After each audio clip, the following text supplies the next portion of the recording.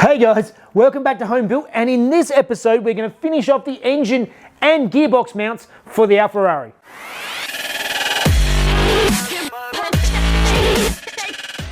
Okay, so those of you watching last week will have seen that I got the engine mounts basically built, but I haven't actually welded them solid yet. And the reason for that is that I need to do a few more calculations about the angle of the drive lines. And I'll go through a bit of that with you now, just so that you have a bit of an idea of how universal joints work. Basically, in a drive shaft, usually you've got two universal joints. So you've got one at the diff and one at the end of the gearbox, and the drive shaft in between. And universal joints are, like sort of two U-shaped pieces joined in the middle, which means that they can bend in multiple directions and keep spinning around. The trouble is that when you have one universal joint at an angle, it doesn't necessarily keep a constant velocity to the other arm. That's why you have CV joints for independent suspension and stuff like that. CV, constant velocity joint, is different to a universal joint. So the issue with the universal joints is that if you've got a constant speed at the engine and it's spinning nice and smooth like this, the universal joint, because of the shape of those knuckles, it'll actually go more in a sharper turn. So it will turn the same amount of revolutions, but it won't be an even turn because of the shape of those knuckles. But when you've got two of those knuckles and they're in phase, the end result will go back to a nice even turn. So you get a nice even movement, even though the center of the drive shaft might actually be moving in a sort of a less linear fashion, if that makes any sense. Now, from my research, you can go to about between sort of 1 to 3 degrees is sort of the maximum difference in angle between the engine and the diff. So, as I said, you can have the engine and diff. It's preferable not to actually have them perfectly in line, but you want to have them both facing the same direction. So they can be like that, or like that. Or front to back, that's fine. It's more when they are actually like that. That is bad. When you have that sort of thing, then that's where you run into problems with the phasing. Let me run you through now where we currently stand. As I mentioned when we first got into this with the 105s, that the tunnel in the 105 is actually offset towards the right-hand side of the car. In my case, the driver's side, but it was actually designed because they were originally built as left-hand drive cars, and there's more room in the driver's footwell. Now, in this case, obviously we have less room, but that means that the diff is also slightly offset from center, and because we have this Ferrari engine that's designed to be central in the car, the actual output is actually, the engine and the gearbox is on a very slight angle. Now, I did some measuring underneath and did some basic trigonometry, and worked out that the angle it currently is at is about 1.2 degrees. So it's quite insignificant, and that should be fine. Now the next thing I need to work out is I'm pretty sure at the moment the engine is sitting on too much of a slope, so the gearbox is facing down towards the back, and I need to get that pretty much level.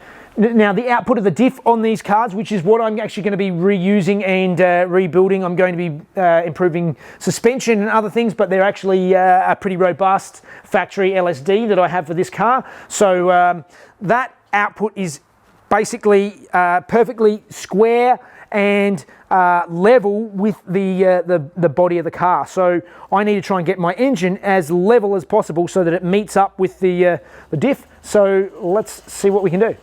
Okay, so from under the car, the gearbox was on quite an angle, and I've jacked it up as high as it'll go, but I'm now interfering again on the tunnel. So unfortunately, I didn't have as much clearance as I thought. I'm going to unpick the gear stick mount right now, and I'm going to trim back this part of the tunnel back a bit further because this needs to come up higher. I'm also going to trim out this part of the tunnel here as well, so that the back of the gearbox can come up higher, and just see how it all looks.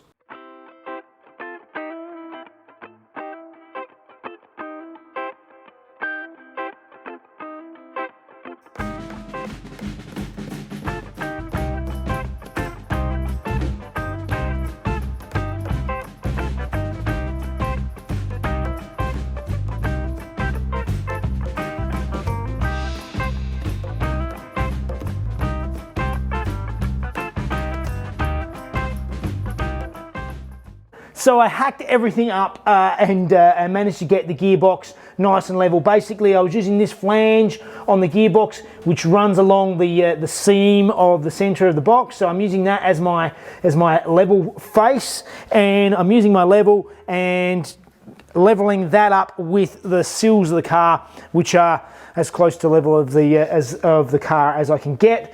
Now, the issue is now that I've jacked the back up, the front of the engine is actually pivoted up and is actually sitting higher than it needs to again. So I can lower the front down further, which is a good thing because we need to get that front as low as possible. So I'm going to get around the front now, and I need to readjust the height of my little engine mounts.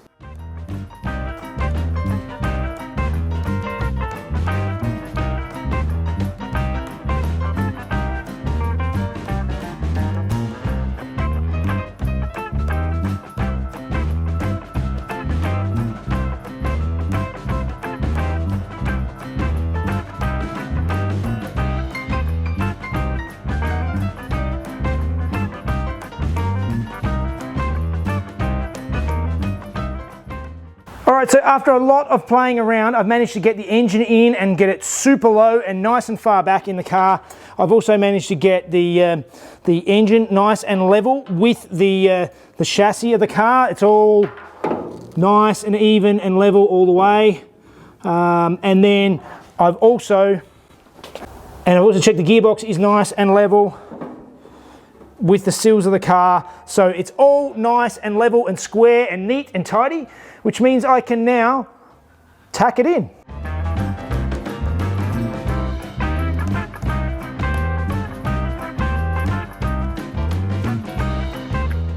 All right, so I got underneath, I managed to tack together the engine mounts. The tacks are horrible.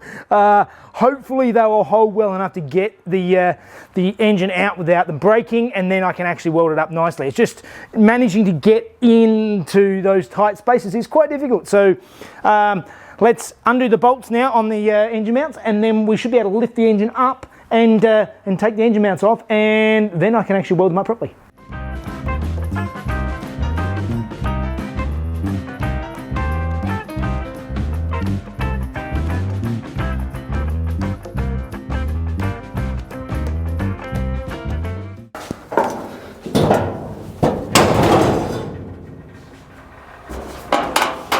Did I break it?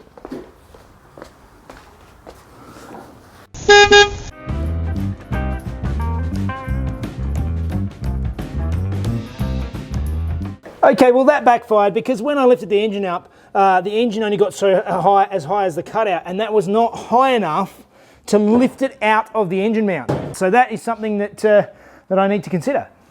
All right, that was lots of backwards and forwards getting the engine in and out, and I snapped off my really dodgy little tack welds several times. I just couldn't get a good angle in there, but I've got them, so they're good now, and it's all lined up, and I had to put the manifold back on just to have a look, and considering I've actually drawn a mark. I don't know if the camera will focus on that there.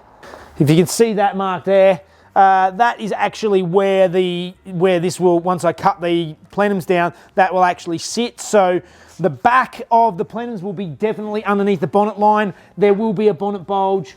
That is all to be done at a later date, but just for those of you who are interested in exactly what's going on there, I will be cutting those plenums down, that's for sure. Now we have decent engine mounts. Let's go back down to the other side and start looking at what we're going to do about fitting up the gearbox mount.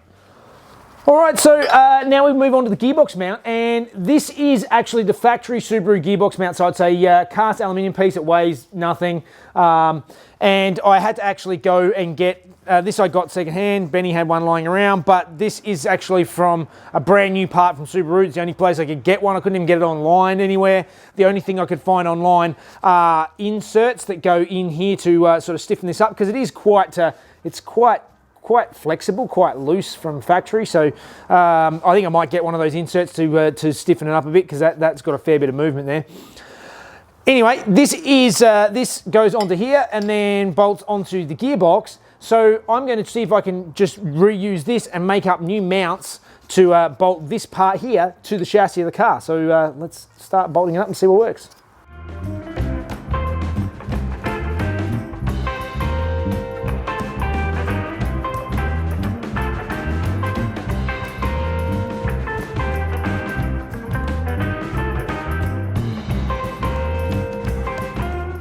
Okay, so under the car, I had a look, sat the gearbox mount in place, and basically the distance between this gearbox mount and the floor of the car is about 25 mil. And I just so happen to have 25 mil square tubing that's going to be perfect for my mount. So basically I can drill some holes in this, weld in some captive nuts, and then I can weld this onto the floor of the car, bolt it up, there's my mounts. So let's start making some mounts.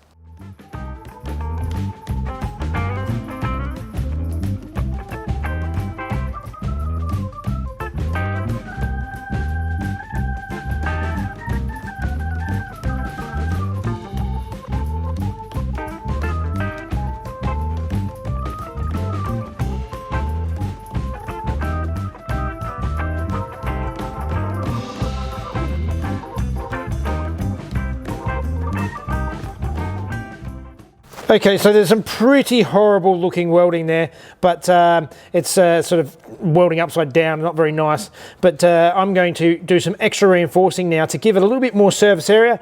I'm going to weld these angle iron brackets that I made up. I'm going to weld them on to the end of these, so then it's just got a bit more surface area onto the floor and also on this side panel here, and just get it so it's nice and neat and tidy and nice and strong, and they're not going to go anywhere.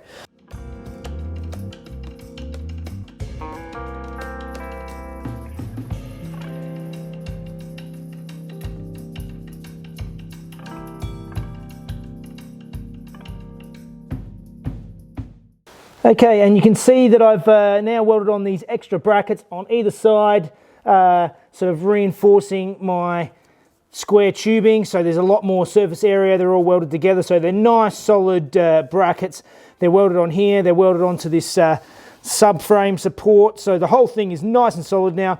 And besides tidying it up when I actually get it on the rotisserie again and clean up some of those welds and make it look prettier, that is a very nice solid gearbox mount. Okay, so now the gearbox mount is fully fitted to the car. That's nicely welded up, nice and sturdy and strong, which I'm quite happy about. I now need to finally weld up the engine mounts in the front. The engine mounts, again, are still only tacked in like I did before. Get the engine out, weld those engine mounts up properly so they're nice and solid, and then I can put the engine back in the car and make sure it's actually perfect and everything fits the way it's supposed to.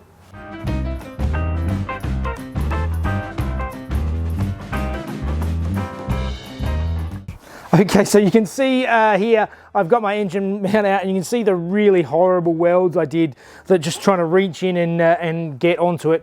It did and do enough to hold it together, but I'm going to get rid of some of these and weld it up nicely so that it actually holds and is a nice strong engine mount.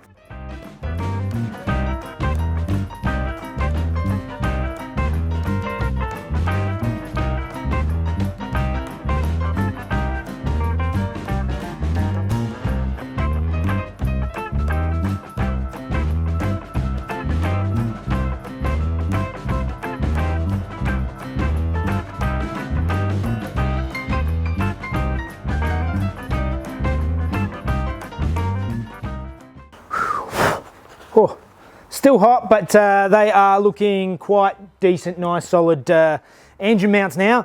I am going to have to get some short studs for the engine, because the issue I have is that I can't actually get a bolt from this side through the hole. It sort of interferes with, particularly in this one, you know, I can't put a bolt through from this side. But that's simple. At the moment I can get 2 bolts on all of them, so they will hold on quite well for lining everything up and doing everything else.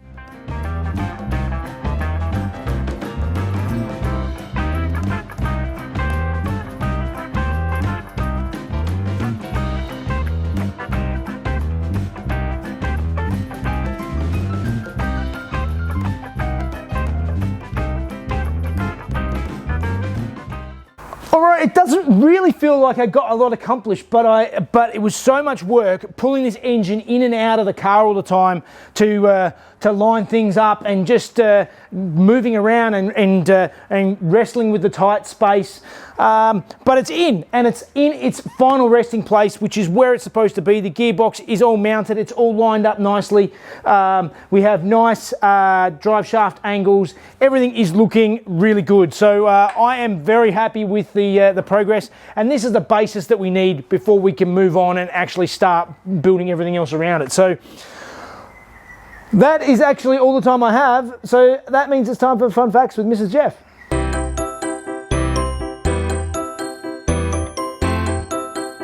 Hey guys, in 1967, Alfa Romeo made plans for an all-new model to fit into their lineup. A new factory was built in southern Italy, and a new company was formed to run it, Industria Napoletana, Costruzioni Autoveicoli, Alfa Romeo, Alfa Sud of Italy.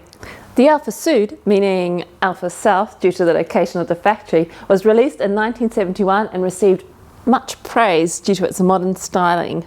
The Sud was a front-wheel drive with 2 or 4 doors with a 1.2 litre 4-cylinder boxer engine making 67 horsepower. As the range evolved over the car's 18-year lifespan, the engine size increased up to a 1.3, 1.4 and eventually a 1.5 litres. 1980 saw a major facelift to this model with plastic bumpers and new head and tail lights. And in fact, this proved to be one of Alfa Romeo's most successful models ever, including the Sprint Coupe. They've actually produced and sold over 1 million of these. All right, another one where it doesn't feel like I did that much, but the engine is in and it's mounted and it's sitting nice and low. I know it doesn't look that way, but it's much lower than it was when I initially did all the measurements and everything. It's sitting nice and straight and square. I am very happy with the location of the engine now, and that means I can move forward and do more of the fun bits and trying to cram stuff in there. Into the engine? Engine bay, yes. Or into the videos. Just think what fun stuff awaits. All right. Not cramming into the videos, I will get what I can done.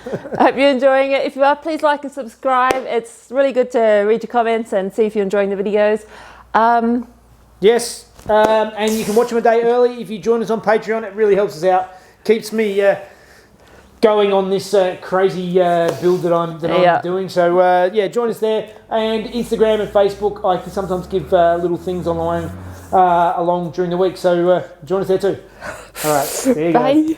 Go. And a new company was formed to run it. Very good. Hey. I feel like I'm lisping. Oh my God, why is this causing me so much trouble? New head and tail lights. Yes. Hi. Oh my God, I'm so good at this now. It's taken a few years, but you know, you get there eventually.